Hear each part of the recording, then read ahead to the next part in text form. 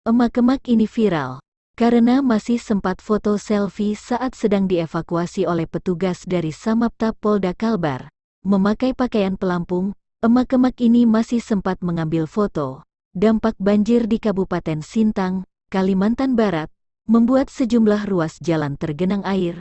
Petugas dari Samapta Polda Kalbar menerjunkan personel untuk membantu warga yang terdampak. Melansir akun Instagram Polisi Perbatasan yang diunggah Kamis tanggal 17 November tahun 2021, video ini pun jadi perhatian netizen.